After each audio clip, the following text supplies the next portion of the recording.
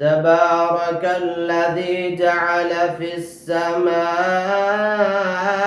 بروجا وجعل فيها سراجا وقمرا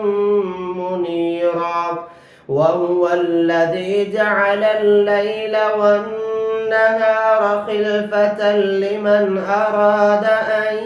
يذكر أو أراد شكورا وعباد الرحمن الذين يمشون على الأرض هونا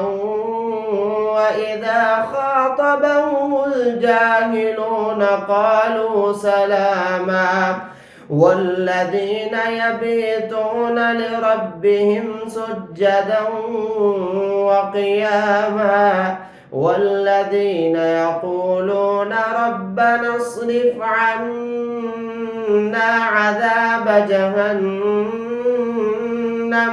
إن عذابها كان غراما إنها ساءت مستقرا ومقاما.